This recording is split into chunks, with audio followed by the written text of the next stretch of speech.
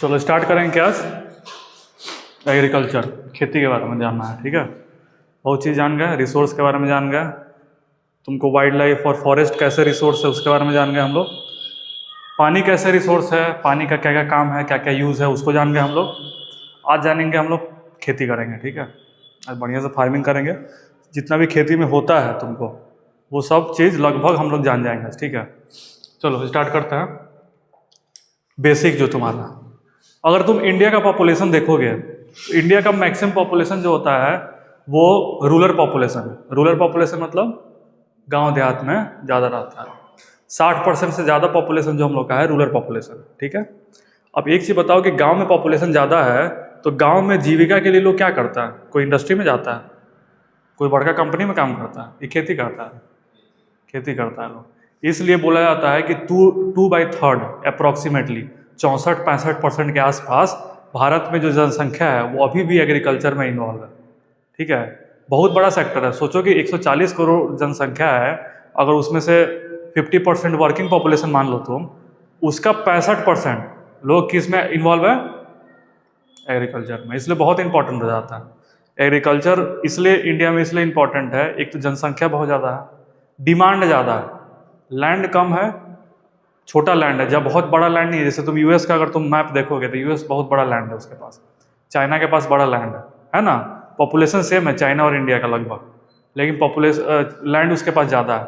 हम लोग के पास लैंड कम है, ठीक है, रिसोर्स कम है, लेकिन नहीं होता है कि पॉपुलेशन ज़्यादा है, उत्पादन हम लोग को ज़्यादा करना चैलेंज हो जाता है एक। ठीक है, तो इसलिए एग्रीकल्चर को पढ़ना बहुत इंपॉर्टेंट है सब लोग के लिए। सब लोग के लिए क्या होता है, तो देखो इसमें बोलता है, स्टार्ट करते हैं कि India is an agriculturally important country. ठीक है, इसलिए बोला गया है कि भारत जो है वो एग्रीकल्चरली इंपॉर्टेंट कंट्री है। ठीक है, क्योंकि मैक्सिमम लोग जो है एग्रीकल्चर से पे इन्वॉल्व है। जब एग्रीकल्चर में मैक्सिमम लोग इन्वॉल्व हैं तो एग्रीकल्चर इंपॉर्टेंट कंट्री हो गया। कितना? अप्रॉक्सीमेटली 2/3, 67% के आसपास, 65 से लेके 67%।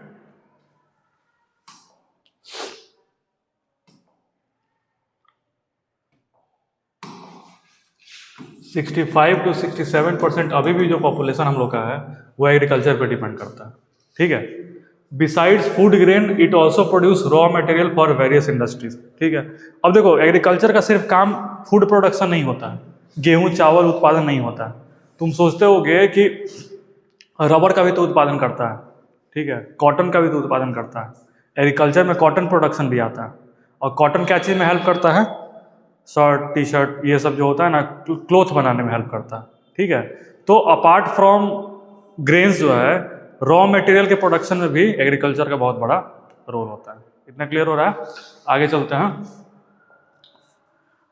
टाइप्स ऑफ फार्मिंग हम लोग देखेंगे। ठीक है, टाइप्स ऑफ फार्मिंग अगर हम लोग देखें तो 3 तरह का फार्मिंग होता है। कौन कौन सा फार्मिंग होता है देख के बताओ? Primitive substantive farming. ठीक है, सेकंड क्या है? Intensive farming. थर्ड क्या है? Commercial farming. अब हम लोग देखेंगे कि तीनों में डिफरेंस क्या होता है।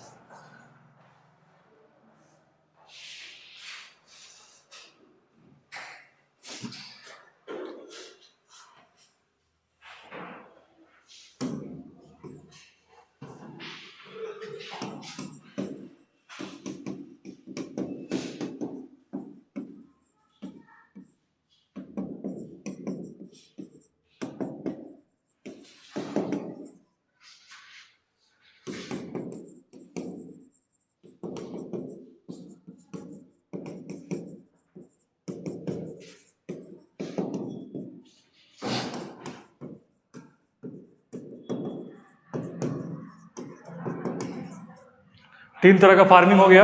कौन कौन सा? Primitive subsistence farming, intensive subsistence farming और कमर्शियल फार्मिंग। ठीक है, अब देखो नाम ही से इसका क्लियर हो रहा है प्रिमिटिव। प्रिमिटिव मतलब पुराने जमाने का। ठीक है, इसमें 2 कंडीशन याद रखना, तुम 2 या 3 कंडीशन याद रखोगे। लैंड जो होगा इसमें छोटा होगा। ठीक है, लैंड कैसा होगा? लोग छोटे लैंड पे एग्रीकल्चर करेंगे। ठीक है, टूल्स कैसा यूज होगा? प्रिमिटिव। प्रिमिटिव टूल्स, टूल्स का मतलब समझ रहे हो ना, कि ये क्या कहते हैं, ये तुमको खुरपा खुरपी ये सब जो होता है ना, उसका यूज़ होगा इसमें प्रिमिटिव सबसिस्टेंस फार्मिंग। कदौरी ये होता है ना एक वो निकालने वाला, उससे होगा। ट्रैक्टर वगैरह यहाँ पे चलते हुए तुमको नहीं दिखेगा प्रिमिटिव सबसिस्टेंस फार्मिंग में, ठीक है। लैंड का साइज कितना है, स्मॉल है। टूल्स कैसा है, प्रिमिटिव, ठीक है। सेकंड आएंगे हम लोग इंटेंसिव सबसिस्टेंस फार्मिंग में। इसमें जो लैंड होगा ये बड़ा होगा, लैंड जो होगा बिगर एज कंपेयर टू तुमको प्रिमिटिव सबसिस्टेंस फार्मिंग। समझ में आ रहा है, लैंड जो है बिगर होगा और टूल्स क्या होगा, थोड़ा एडवांस होगा।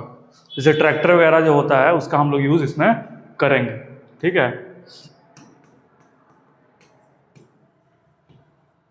लास्ट में आता है कॉमर्शियल फार्मिंग, नाम ही से है कॉमर्शियल। खेती को हम लोग एज अ बिजनेस की तरह काम कर रहे हैं, ठीक है। कोई भी बिजनेस होगा तो तुमको प्रॉफिट बनाना है उसको, तो प्रोडक्शन ज़्यादा किया जाएगा। इसमें फर्टिलाइजर का ज़्यादा यूज होगा, उसका फिर इंसेक्टिसाइड पेस्टिसाइड जो भी सोचते हो जिसमें प्रोडक्शन जो बढ़ाता है उसका हम यूज़ करेंगे। सबसे ज़्यादा मैकेनाइज इसको बोलते हैं, सबसे ज़्यादा मशीनरी जो होता है कमर्शियल फार्मिंग में यूज होता है, ठीक है। लैंड जो होता है, लैंड होता है इसमें बिगेस्ट, सबसे बड़ा लैंड जो होता है ना, एकड़ के एकड़ में लोग खेती करता है, ठीक है। उसको हम बोलते हैं क्या, तुमको कमर्शियल फार्मिंग, ठीक है। इसमें एडवांस टूल यूज होता है।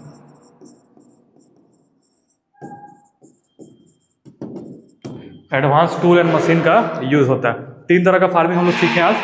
पहला है primitive subsistence farming, intensive subsistence farming और फिर तुम्हारा commercial farming. Primitive subsistence farming कहाँ पे तुम देखोगे, कहाँ पे ऑब्जर्व करोगे, तुम चले जाओ जंगल वगैरह एरिया में, ठीक है। तो जंगल वगैरह एरिया में बहुत जो पिछड़ा इलाका है वहाँ पे क्या होता है ना कि लोग जंगल काटा, वहीं पे छोटा छोटा जगह पे खुरपी वगैरह से लोग एग्रीकल्चर स्टार्ट कर दिया, तो वो आता है तुमको प्रिमिटिव सबसिस्टेंस फार्मिंग में, ठीक है। दूसरा आते हैं हम इंटेंसिव फार्मिंग, जो हम लोग अपने गांव देहात में देखते हैं, ठीक है।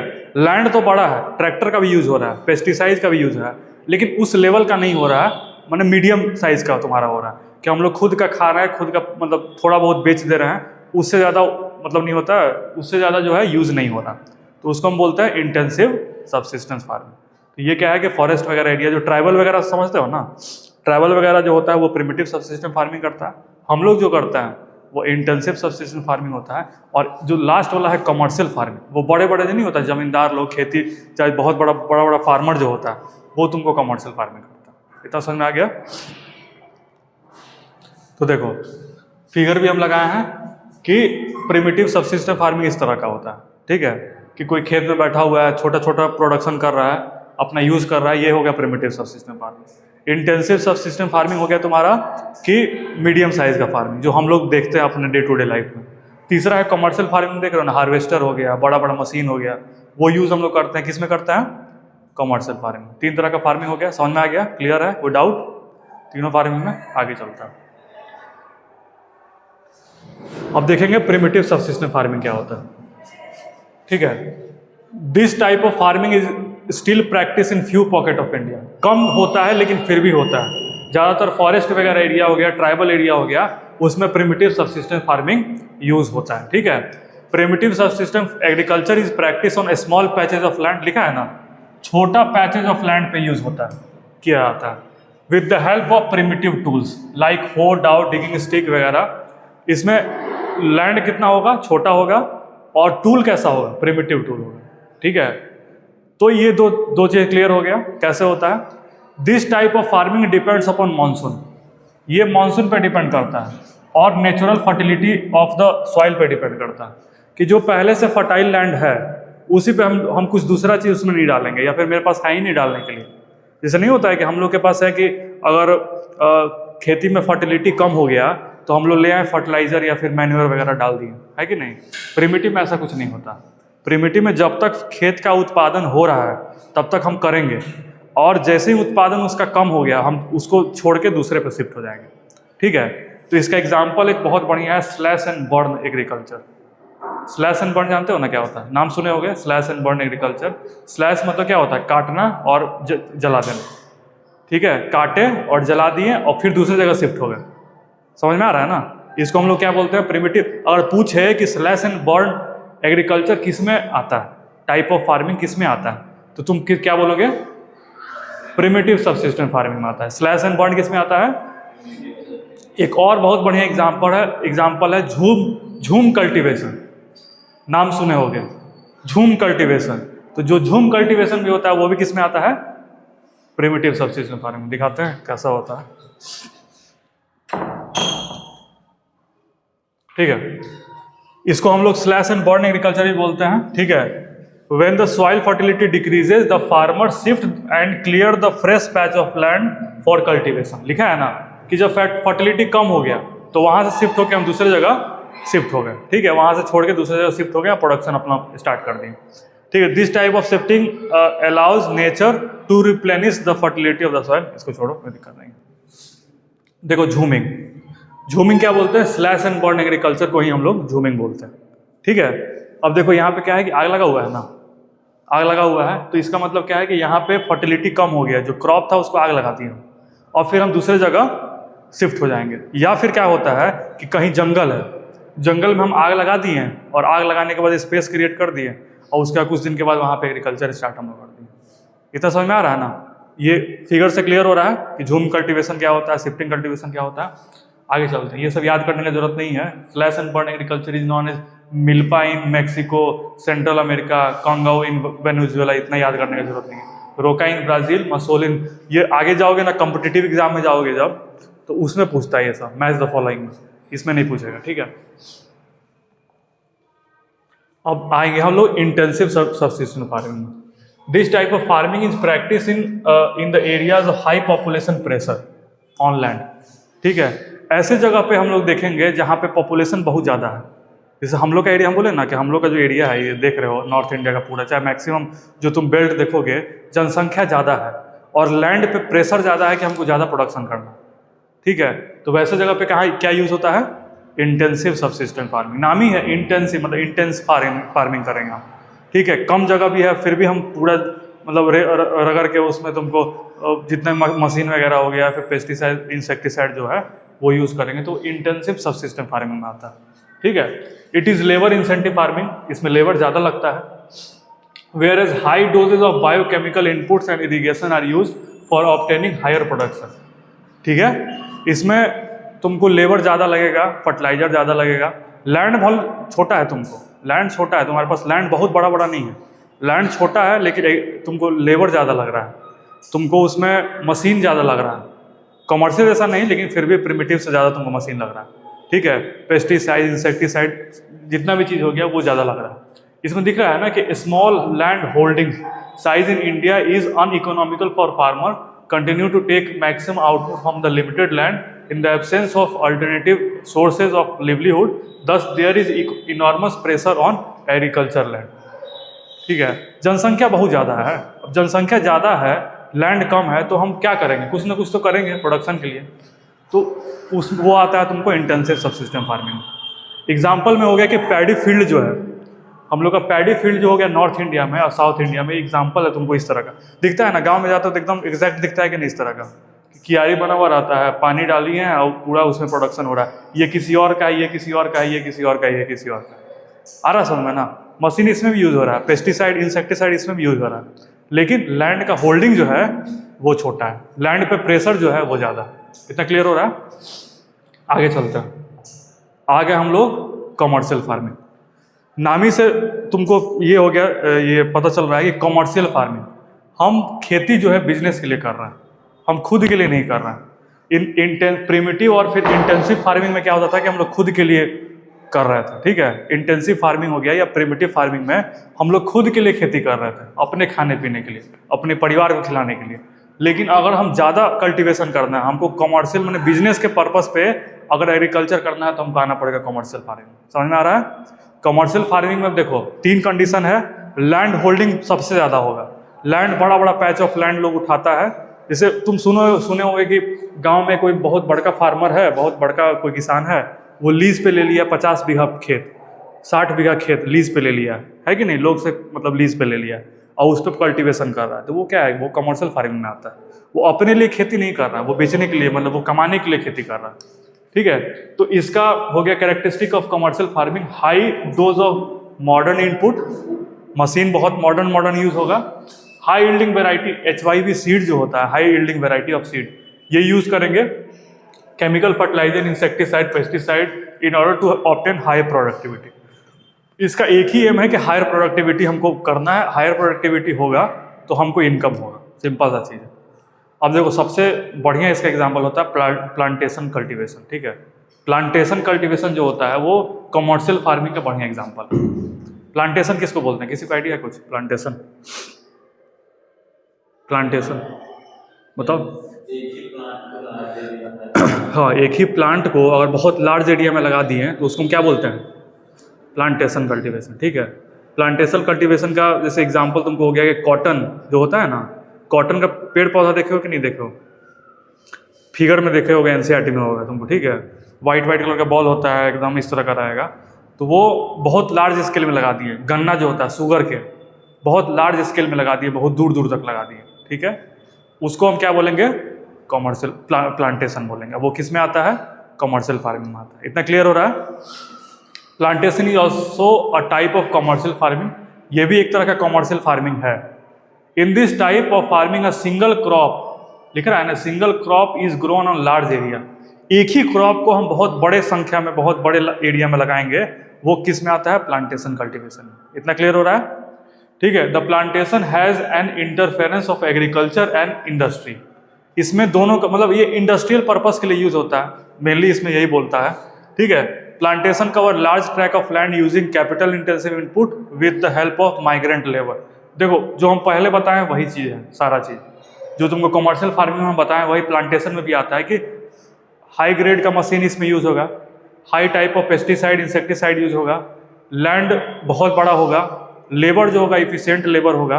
तो इसमें यही है। कोई अगर तुमको पता है कि कमर्शियल फार्मिंग क्या होता है, ठीक है, और कमर्शियल फार्मिंग के अंदर ही प्लांटेशन क्या आता है, तो अगर तुमको प्लांटेशन के बारे में पूछा तो बता सकते हो कि वाटर प्लांटेशन, क्या बताओगे?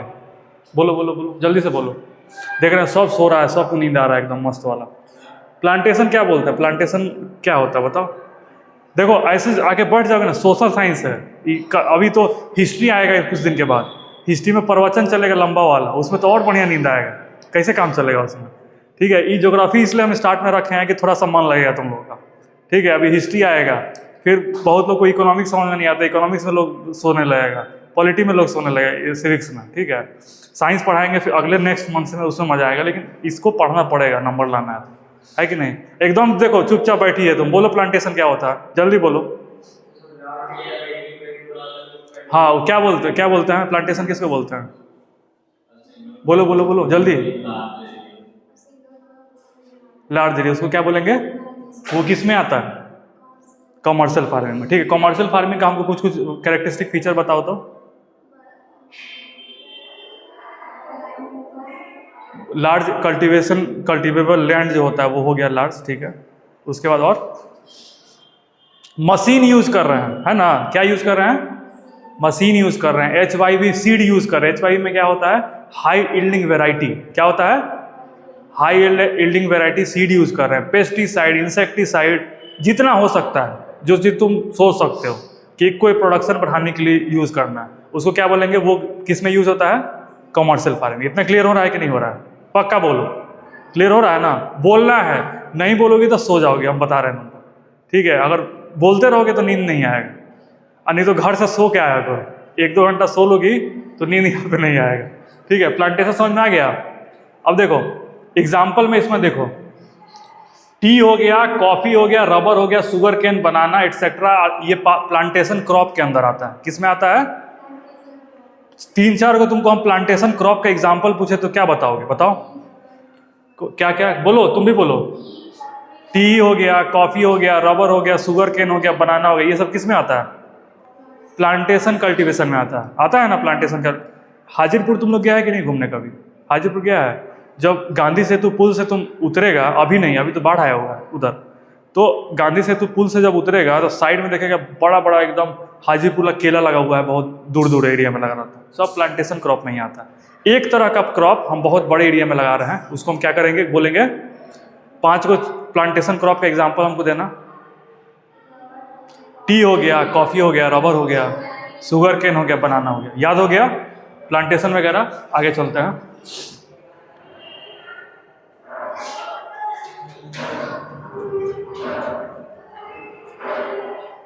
अब देखो क्रॉपिंग पैटर्न हम देखेंगे, ठीक है। क्रॉपिंग पैटर्न, भारत में क्रॉपिंग पैटर्न कैसा है? अगर जनरली तुम उठा के क्रॉपिंग पैटर्न देखोगे तो 3 तरह का क्रॉपिंग होता है तुमको इंडिया में, ठीक है। पहला होता है रबी क्रॉप, क्या होता है? उसके बाद फिर होता है खरीफ क्रॉप, क्या होता है? और दोनों के बीच में क्या होता है? जायद, क्या होता है? जायद क्रॉप। और हम लोग तीनों को डिटेल में देखेंगे कि रबी क्रॉप क्या होता है, खरीफ क्रॉप क्या होता है और जायद क्रॉप क्या होता है। अब एक चीज बताओ, किसी को पता है रबी क्रॉप क्या होता है? रबी क्रॉप, रबी है किसमें किसमें? ठंड के टाइम में उगाया जाता है, ठीक है, बोल सकते हो उसको, बोलो कोई बताए हमको एग्जैक्ट।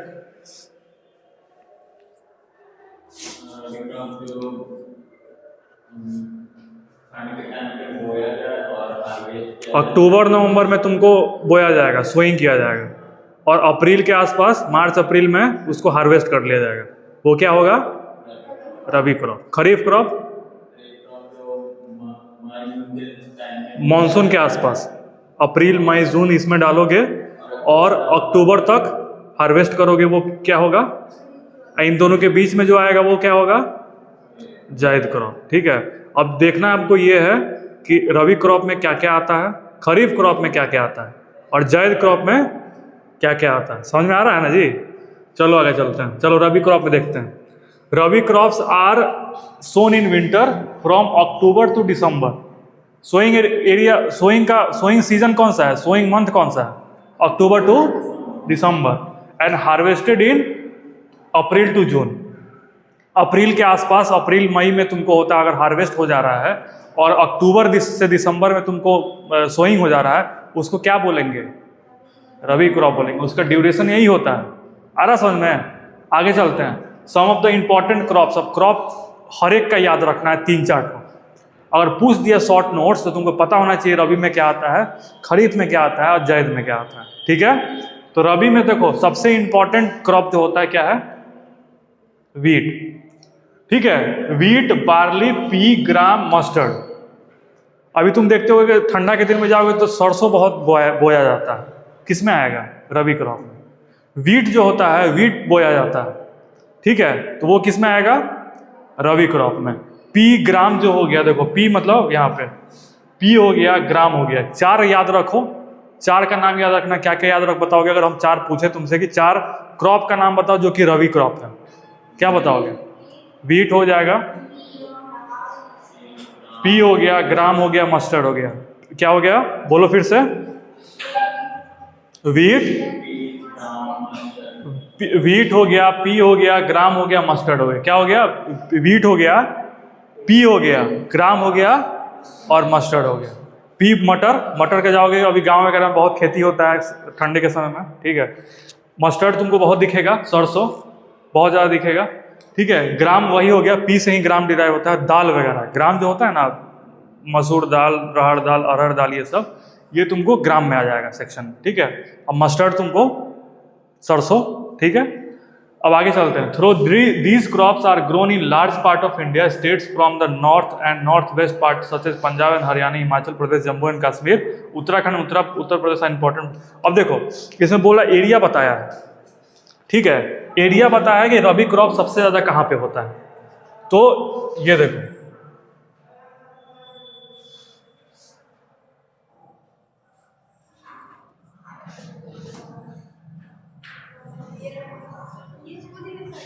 ठीक है। ये देखो ये वाला तुम्हारा जो नॉर्थ इंडिया का बेल्ट है, दिख रहा है ना जी, यहाँ पे वेस्ट बंगाल से, इसमें तुमको रबी क्रॉप का प्रोडक्शन सबसे ज़्यादा होता है, ठीक है। और मेनली ये वाला एरिया जो तुम देख रहे हो, ये एरिया हो गया पंजाब, हरियाणा, वेस्टर्न उत्तर प्रदेश, ये तुमको रबी क्रॉप का सबसे बड़ा प्रोड्यूसर होता है, ठीक है। इतना क्लियर हो रहा है? अब देख लो गेहूं का कैसा होता है क्रॉप, देखे हो कि नहीं गांव में घूम के? इसी तरह का क्रॉप होता है। आगे चलते हैं खरीफ क्रॉप। खरीफ का तुमको सोइंग टाइम कब होगा ये बताओ? है ऑनसेट ऑफ मानसून, जब मानसून आएगा उस समय उसको बोया जाता है। तो इसका सोइंग सीजन कब होगा? मॉनसून के आसपास। और हार्वेस्ट कब होगा? सितंबर अक्टूबर, ठीक है। सितंबर अक्टूबर में इसका हार्वेस्टिंग होगा और तुमको बोया कब जाएगा? मॉनसून के आसपास। अब एक चीज बताओ, दो चार क्रॉप का बताओ कि जो इस सीजन में बोया जाता हो, पानी में बहुत, जिसको पानी बहुत ज़्यादा चाहिए बोने के लिए। राइस, ठीक है। दिख रहा है यहाँ पे? कहाँ गया? पैडी, ठीक है। उसके बाद फिर तुमको दो तीन चार याद रखो। पैडी याद रखो, मेज याद रखो, ज्वार बाजरा तो याद रख ही लोगे, कॉटन हो गया, जूट हो गया, बस, ठीक है। कॉटन जो होता है वो खरीफ क्रॉप आता है, याद रखना है। कॉटन कैसा क्रॉप है? खरीफ क्रॉप है। कॉटन कैसा क्रॉप है? खरीफ क्रॉप। जूट कैसा क्रॉप है? खरीफ क्रॉप। अब देखो जूट का तुमको बताते हैं इतिहास। जूट सबसे ज़्यादा कहाँ बोया जाता है ये बताओ? इंडिया में कहाँ पे, कौन से एरिया में? जो वेस्ट बंगाल का एरिया हो गया, बंगाल का एरिया, ठीक है। बंगाल हो गया और बिहार का तुमको ईस्टर्न साइड, ठीक है, कोना वाला एरिया, वहाँ पे जूट का सबसे ज़्यादा प्रोडक्शन होता है तुम, ठीक है। क्योंकि जूट को पानी बहुत ज़्यादा चाहिए और पानी देने के लिए कौन है? गंगा नदी, है ना जी। तो जूट जो तुम्हारा आता है वो किस में आता है? खरीफ क्रॉप में। किस में आता है? इसमें तीन चार एग्जाम्पल इंपॉर्टेंट है। देखो पैडी सबको याद रहता है, धान जो है, धान सबको पता है कि वो आता है तुमको ये इसमें खरीफ क्रॉप में। लेकिन देखो ज्वार बाजरा याद कर लेना, तुअर मूंग छोड़ दो, कॉटन जूट, कॉटन है और जूट है, वो किस में आता है? खरीफ क्रॉप में आता है। अगर और याद कर सकते हो तो इसको एक बार देख लो, ग्राउंड नट हो या सोयाबीन हो गया, ये सब तुमको खरीफ क्रॉप में आता है, ठीक है। याद होना चाहिए, दो तीन बार पढ़ोगे ना याद हो जाएगा कौन सा खरीफ में आता है, कौन सा। ये तुमको डायरेक्ट पूछेगा नहीं 5 को खरीफ का नाम बताओ, नहीं, ऑब्जेक्टिव में पूछेगा कि which of the following crops are is या फिर आर नॉट खरीफ क्रॉप। 4 को दे देगा, एक वो पूछेगा कि कौन सा तुमको खरीफ क्रॉप नहीं है, मिक्स करके देगा। 3 खरीफ दे दिया, 1 रबी दे दिया, तुमको पहचानने आना चाहिए इसे, ठीक है। जितना बार इसको देखोगे रबी, खरीफ और जायद को, उतना जल्दी याद होगा। इतना क्लियर हो रहा है? आगे चलते हैं कि some of the most important rice growing area हो गया, आसाम हो गया, वेस्ट बंगाल हो गया। कौन है जी?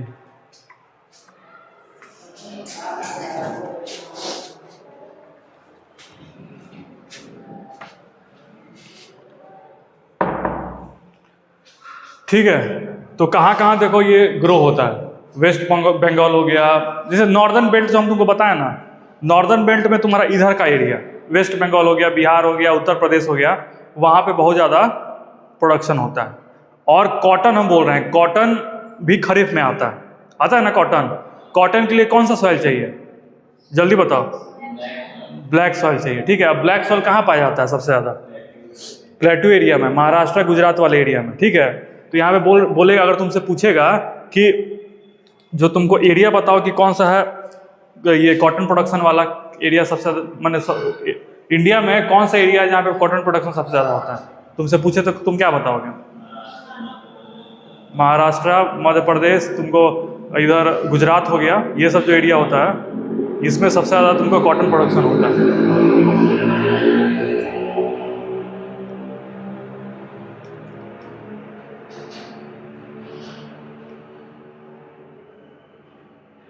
इसको छोड़ दो, इसको याद करने की जरूरत नहीं है। हाउ समन बोरो जो होता है, ठीक है, 3 तरह का क्रॉप जो होता है वो कौन सा बोया जाता है, इसको छोड़ने की जरूरत नहीं है। बस तुमको ये याद होना चाहिए कौन सा क्रॉप होता है, कहाँ पे बोया जाता है, ठीक है। और कौन सा रबी के बारे में हमको, रबी क्रॉप के बारे में 4 पॉइंट कोई बताओ, क्या होता है रबी क्रॉप? हाँ, विंटर में सो किया जाएगा, मतलब तुमको अक्टूबर नवंबर के आसपास, अक्टूबर टू दिसंबर। हार्वेस्ट कब किया जाएगा? अप्रैल से लेके जून तक, ठीक है। उसके बाद फिर और बताओ कौन कौन से एरिया में इसको बोया जाता है? नॉर्दर्न प्लेन वाले एरिया में जो हो गया उसमें बोया जाता है। एग्जाम्पल बताओ उसका। मस्टर्ड, ठीक है। वीट भुला गई, सबसे बड़ा चीज वीट, ग्राम, मस्टर्ड, ठीक है। पीज वगैरह हो गया, ये किस में आएगा? रबी क्रॉप में। 4 पॉइंट बताओ हमको खरीफ क्रॉप का, कब बोया जाता है? ऑनसेट ऑफ मॉनसून, ठीक है। कब बोया जाता है? तुम भी बोलो। कब बोया जाता है? Onset of monsoon. हार्वेस्ट कब किया जाता है? सितंबर अक्टूबर में, ठीक है। 4 क्रॉप का नाम बताओ हमको। हाँ,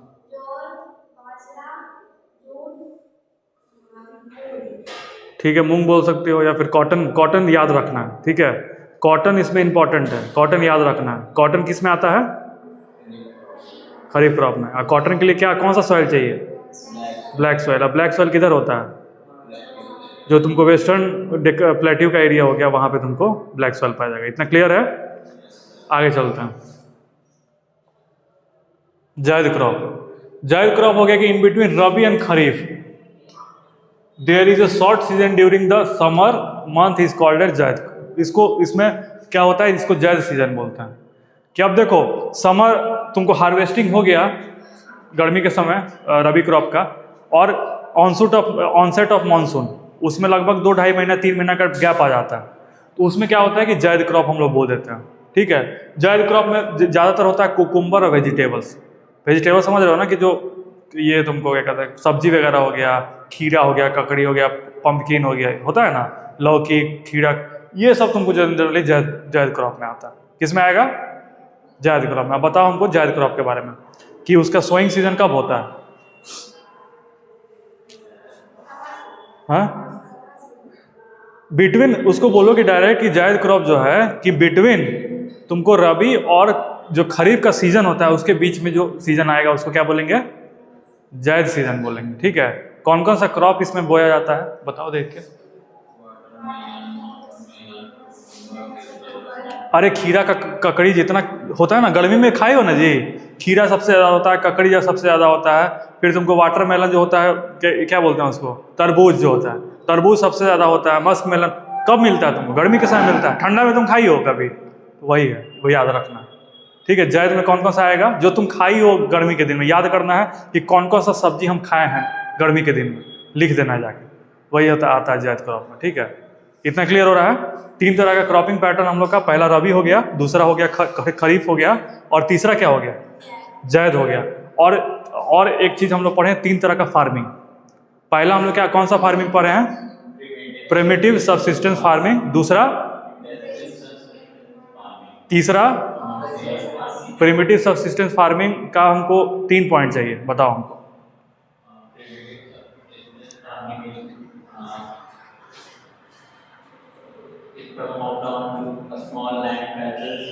ठीक है, प्रिमिटिव टूल यूज होगा, स्मॉल लैंड पैचेज में यूज होगा, ठीक है।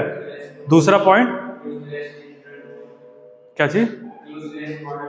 हाँ, यूज लेस मॉडर्न टूल्स जो होता है, या प्रिमिटिव टूल्स जो होता है उसमें हम यूज करते हैं, ठीक है। और एक पॉइंट बताओ, एग्जाम्पल बता दो उसका। स्लैश एंड बर्न, झूमिंग जिसको बोलते हैं हम लोग, वो किस में आता है? प्रिमिटिव सबसिस्टेंस फार्मिंग, ठीक है। अब इंटेंसिव सबसिस्टेंस फार्मिंग तुमसे पूछे 3 पॉइंट बताओ उसका हमको।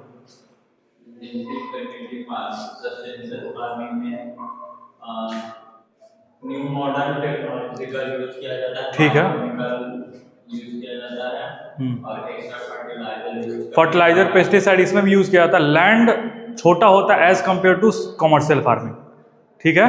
कुछ एग्जांपल दो हमको उसका। एग्जांपल इसमें बताया था तुमको अभी, पैडी फील्ड जो नॉर्थ इंडिया में है, नॉर्थ इंडिया में जो पैडी फील्ड है वो किसका एग्जांपल है? इंटेंसिव सबसिस्टेंस फार्मिंग, ठीक है। पैडी फील्ड किसका एग्जांपल है? किस में डालोगे? उसमें तो तुम एग्जांपल डाली ना, क्या डाली एग्जांपल तुमको? प्रिमिटिव सबसिस्टेंस में झूम कल्टीवेशन डाले थे, झूमिंग या स्लैश एंड बर्न कल्टीवेशन। इसमें तुमको क्या एग्जांपल है? पैडी फील्ड जो नॉर्थ इंडिया में पैडी फील्ड देखते हो वो किस में आएगा? इंटेंसिव सबसिस्टेंस फार्मिंग में। इतना क्लियर हो रहा है? तीसरा बताओ हमको, कमर्शियल फार्मिंग का 3 पॉइंट चाहिए।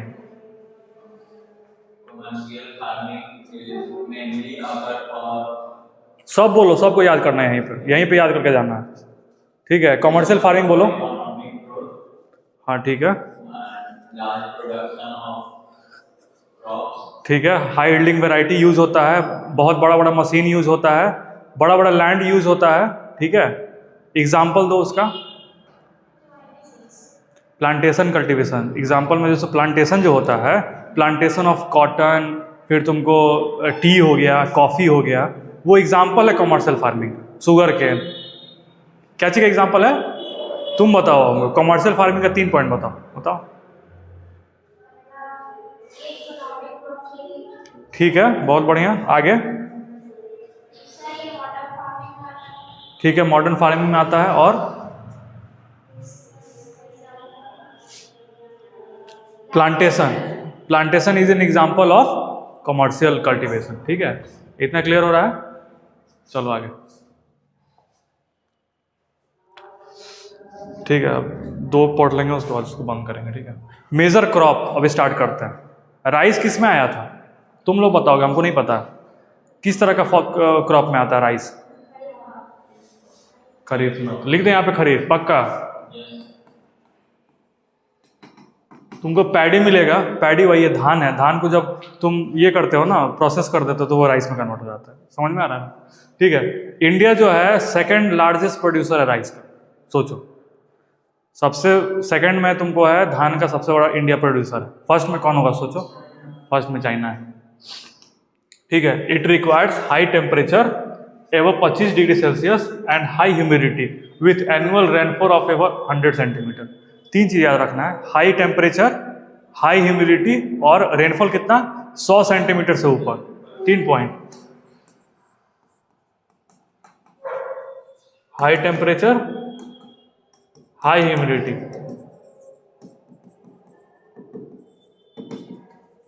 और रेनफॉल कितना चाहिए?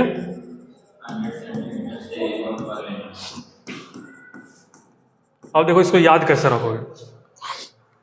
राइस को कब उगाया जाता है ये बताओ? राइस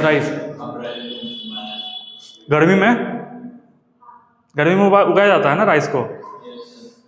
हाई टेम्परेचर दिख रहा है, हाई टेम्परेचर चाहिए इसको, इसलिए उग रहा है उसमें गर्मी के सीजन में।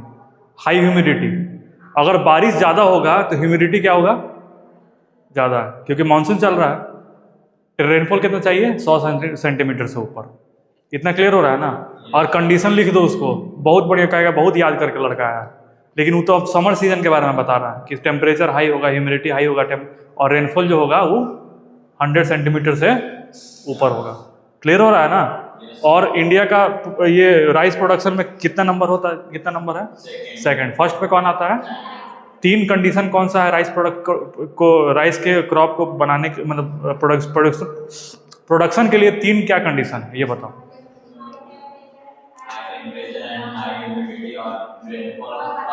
मोर देन 100 सेंटीमीटर। इतना क्लियर हो रहा है? ठीक है। Development of dense network of canal irrigation and tubewells have made it possible to grow in areas with less rainfall. ये सब बकवास है। बोल रहा है क्या है कि जहाँ पे जैसे पंजाब हरियाणा में रेनफॉल कम होता है तो वहाँ पे कैनाल वगैरह बना दिए हैं, तो उससे में मेरा क्या हो रहा है कि राइस का प्रोडक्शन वहाँ पे भी अच्छा खासा हो रहा है। ठीक है, लेकिन जनरली देखना है तो यही 2 पॉइंट तुमको याद रखना है। अगर राइस के बारे में पूछे तो राइस में तुमको ये 2 पॉइंट याद रखना है। ठीक है, और ऑब्जेक्टिव में देखो पूछेगा क्या तुमसे, ये वाला, इंडिया का रैंक कितना राइस प्रोडक्शन में? ठीक है, कितना रैंक है? सेकंड।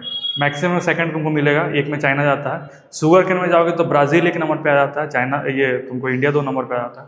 ठीक है, तो ये समझ में आ गया। रबी क्या होता है? खरीफ क्रॉप होता है। सबसे पहले देखो, अगर राइस के बारे में शॉर्ट नोट्स तुमसे पूछे तो क्या लिखोगे? पहला पॉइंट कि ये खरीफ क्रॉप है। ठीक है, क्या किस तरह का क्रॉप है? खरीफ क्रॉप है। दूसरा कंडीशन क्या है? 3 कंडीशन बताओ। 100 सेंटीमीटर। ठीक है।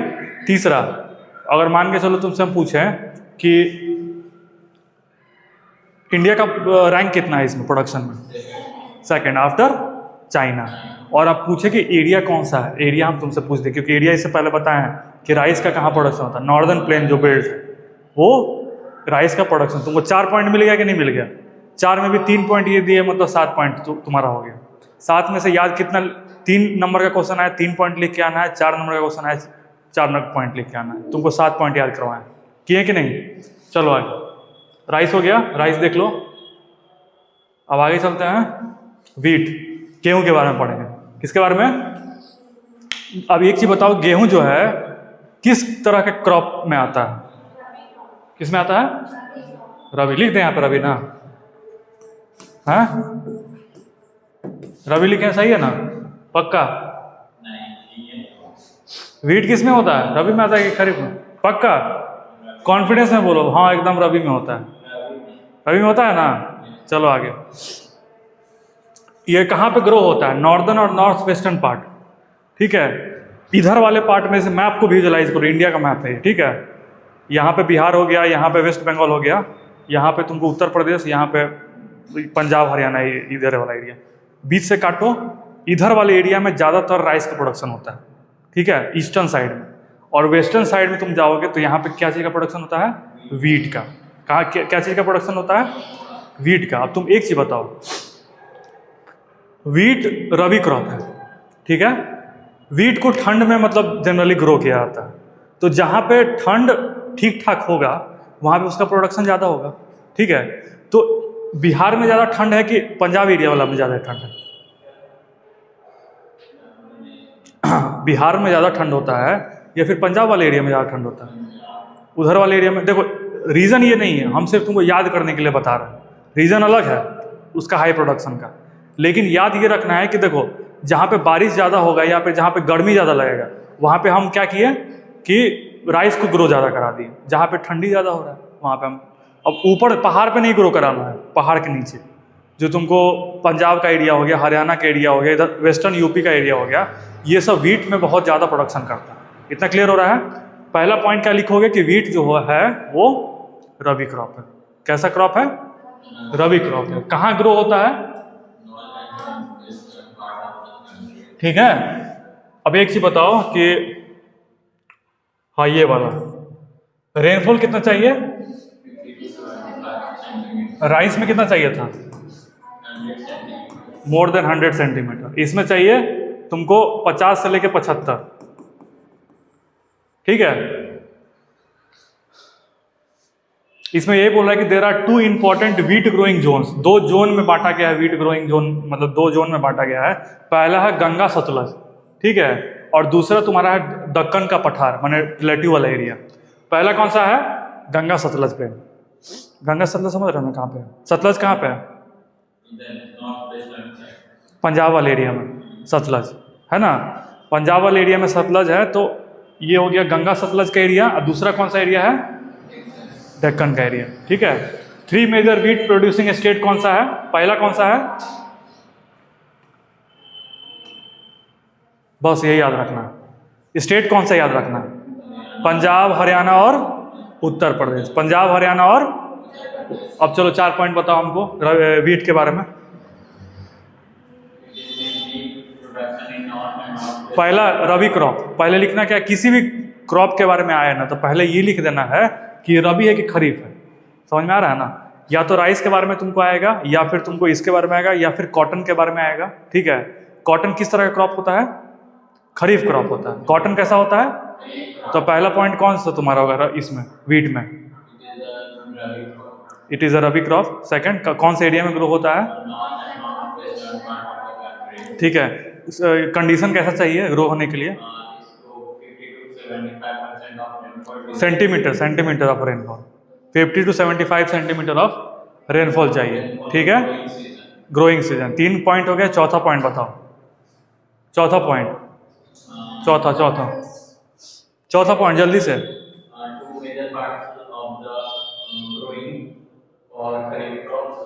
रबी रबी रबी डेक्कन। उसको रख भी सकते हो, उस पॉइंट को हटा भी सकते हो, ठीक है। चौथा पॉइंट एक और बताओ। 3 मेजर स्टेट कौन कौन सा है प्रोडक्शन वाला? 4 पॉइंट याद हो गया रबी वाला। अब ये बताओ कि राइस का हमको 3 पॉइंट जानना है, ठीक है।